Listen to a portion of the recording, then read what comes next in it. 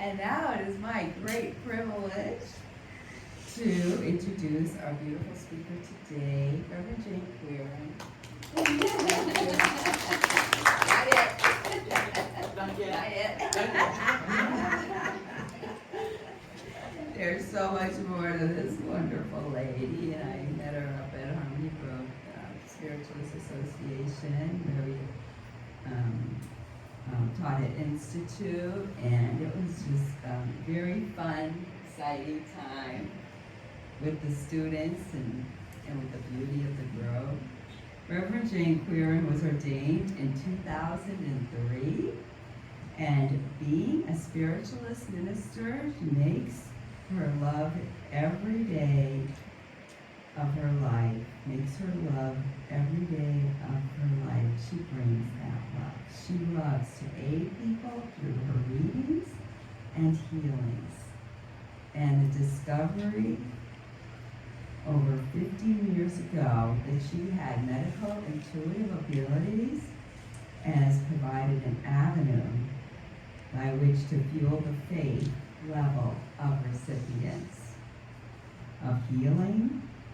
And Jane has taught spiritual law, foundations of spiritualism, beginning mediumship classes, spirit, guided tarot, psychometry, and progressive relaxation and guided meditation.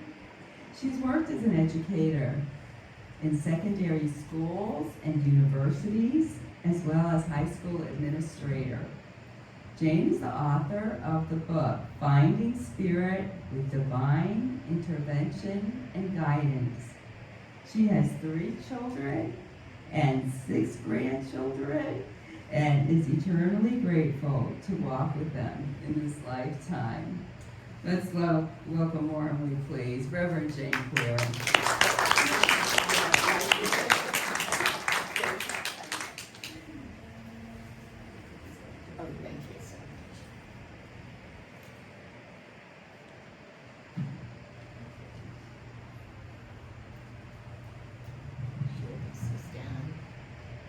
Tell me if you can't hear me. Everybody can hear me okay? All right. In the name, through the power, by the word of the Christ Jesus, a wall of healing, loving energy is built round about all of us as we accept and learn from God what it is you are supposed to know for this day. Amen.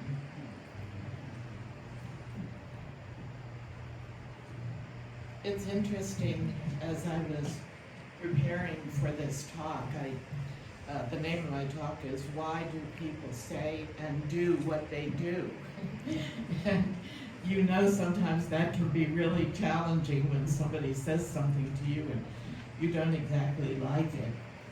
But as I wanted to say that as I was preparing, one of my talks, I was talking to my sister on the phone, and she said to me, do you realize that since our mother passed, that our father has been dating a woman, and she's trying to negotiate a college education for her 4 children? And I said, oh, she sounds like a gold digger, not aware of the fact that my son, Johnny, was hearing me. Weeks later, we went to visit my brother-in-law and his wife, Connie, down in Philadelphia. And Johnny said to her, "And Connie, what do you do?"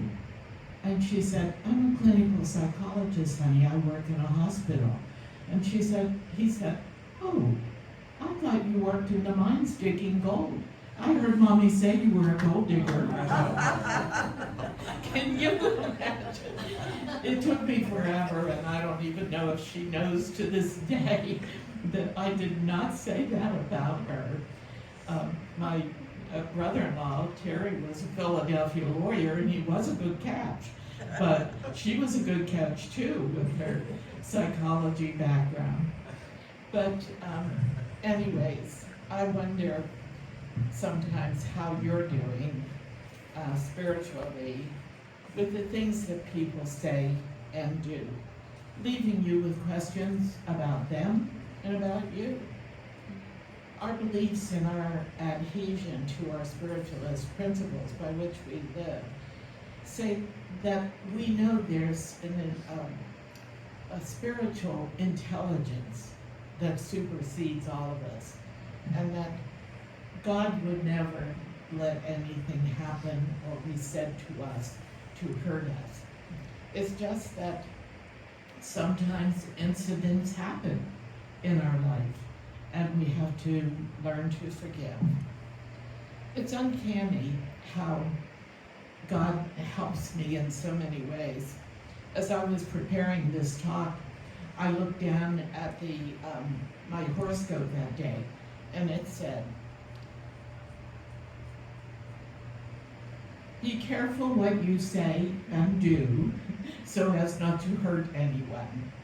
It further went on to say, will never forget insults and rough words that are said in haste. And it's so true. You know, sometimes a person doesn't even know they're hurting you by what they've said, and yet it sticks with you forever. But then I thought to myself, years later, when somebody said something to me, and I thought, friend? That's a friend? Why would they say that to me? But sometimes people do, and they don't even realize. Then I picked up the Daily Chronicle from the San Diego Unified Tribune, and it said that June the 1st was declared, I didn't know this, June the 1st was declared Say Something Nice Day. So remember that when it comes around. It reminded the reader that it's so nice to receive a compliment from somebody, but it should never be said, like, don't be phony. In other words, when you give a compliment to somebody, and make sure that it pertains to them. I know that most of you have experienced a time when someone has said something unkind to you, and you think of the phrase, misery loves company. You've heard that phrase, and you just wonder if that person who said such a thing was miserable that day, and it could be. But we know our spirit, our infinite intelligence would never say anything to hurt us. Many times, these are the many survival techniques that people use to make themselves feel sort of endeared by you. They'll remind you of some biblical thing or something that they know about your beliefs, and they'll say, well, maybe God meant for me to say that. No, I don't think so. God would not mean you to say something that would hurt another individual. I know personally, I recently heard of a woman who, as a child, suffered with severe asthma. And someone said to her, "You're such a bother. Why didn't you just die? You present your mother with so many problems." Isn't that awful? Yes. We don't think that people should say those things. And apparently, the aunt who said it to her must have been troubled herself. Hurt people hurt other people. That's just a matter of fact.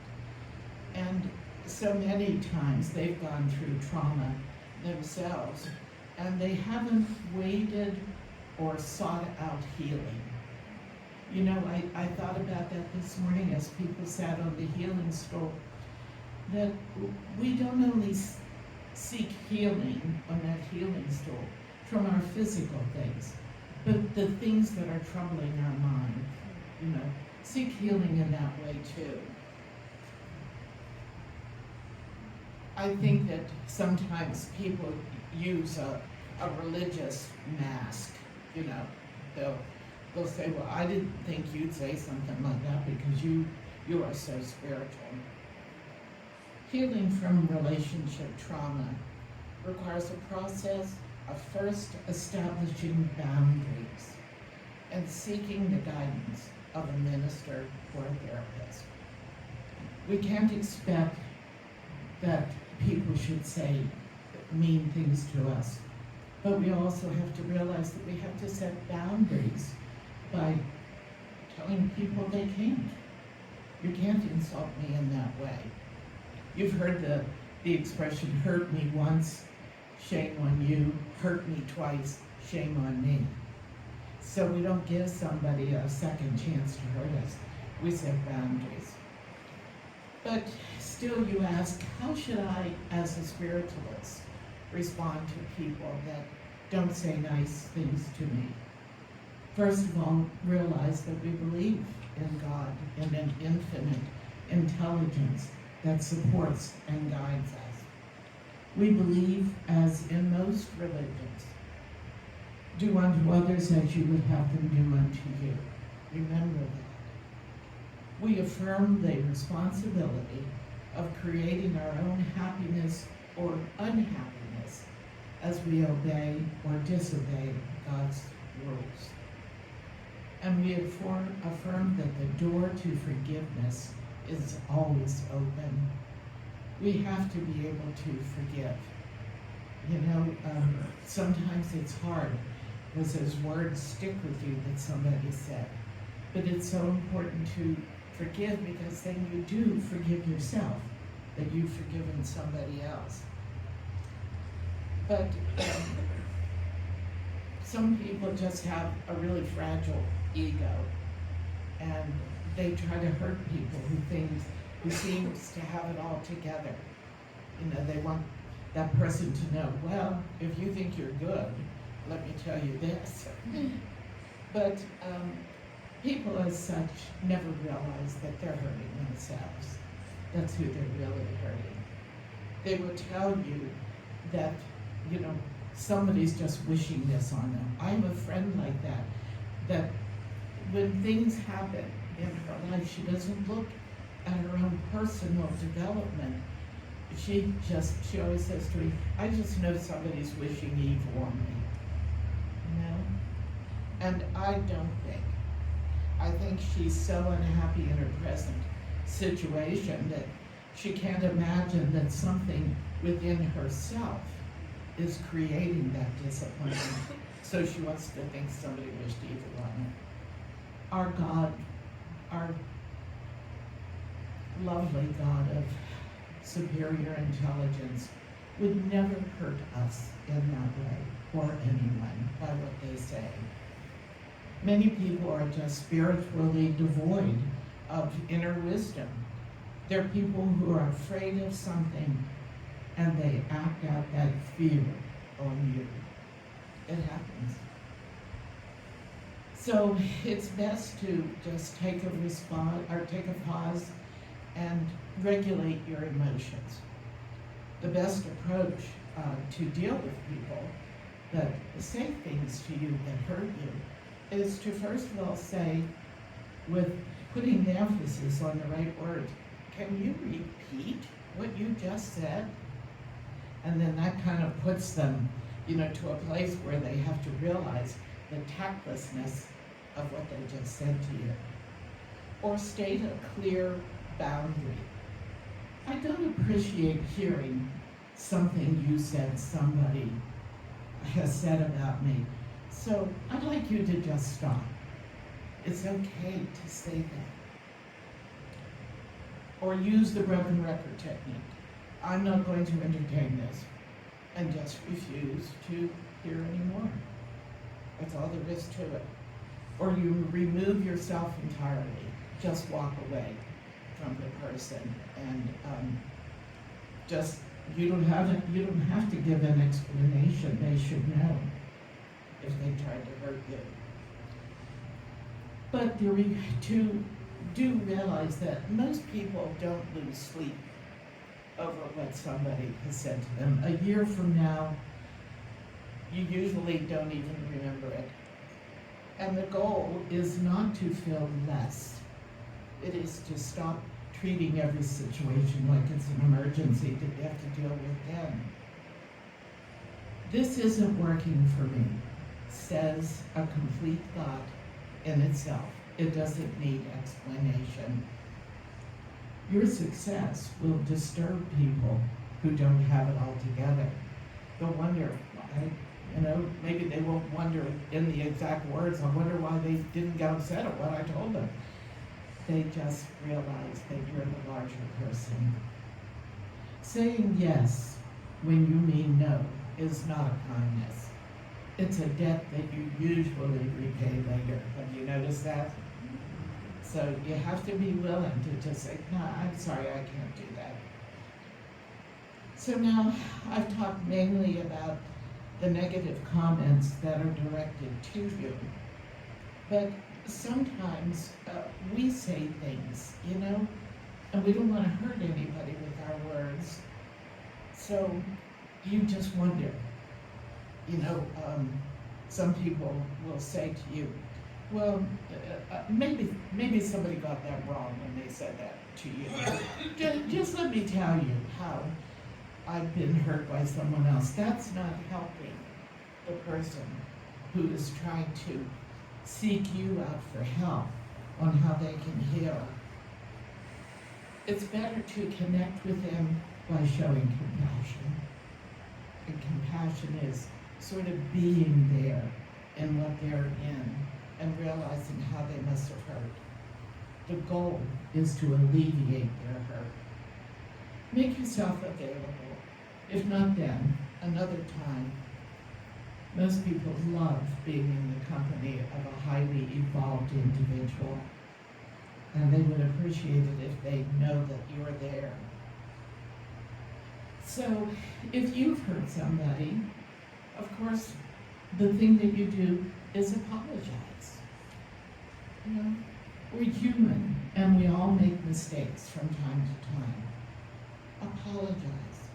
We initiate conversation between us and the offended party, which allows them to express their feelings to us. We can experience relief from the accumulated shame and guilt by something that we may have said to somebody that hurt them. Apologizing gives us a chance to rebuild trust, so don't be afraid to apologize. Effective apologies actually have 4 steps. First of all, it's important to express an understanding and an ownership of what was just said. I'm sorry that you were upset, or I'd forgotten you get upset. That's putting the onus of their feeling upset on them. Show how that behavior was hurtful and express remorse. This was thoughtless of me to have said that to you, caused you worry and disrespect. I'm sorry. Be authentic and humble, and don't apologize by expecting an apology in return, an ulterior motive. Make amends. Tell the person that next time you will do things right. I won't ever permit myself to say something like that to hurt you. Promise that the behavior will never happen again. I hope you will never hear me saying such words to you. Let me end with this. We all are or have been broken at some time. But remember that you are loved by God. He's created you to be all that you can be. You are always loved by God. You won't forget our peace. We won't forget our peace with relentless worrying about a hurt. You'll find peace and when you turn to spirit. There is a person, a spirit, an entity that is looking down on our situations and sees solutions to all of our dilemmas. We earthly beings may not have arrived at that solution yet, but there definitely is a way to seek God, and they will help you. I know I must have wanted to say something about my book that I wrote, Finding Spirit with Divine Intervention and Guidance, but I was going to read to you something about forgiving, because I think it's so interesting. In one of Ernest Hemingway's short stories, he tells of a father who sought reconciliation from his estranged son. So the father placed an ad in the Madrid newspaper and read, "Paco, meet me at the Hotel Montana, noon on Tuesday. All is forgiven, Papa." The name Paco was very common in that area, and when the father arrived at the hotel, 800 young men named Paco was there waiting, inquiring for forgiveness from their father. So it's so important that we forgive. It's both deeply desired and it's painfully difficult. In Matthew 18, Peter asked Jesus, "How many times shall I forgive my brother or sister who sins against me? Up to 7 times? Jesus replies, "Not 7 times, but 77 times. The point is clear. There's no limit." So I thank you so much for listening to my words today, and God bless all of you.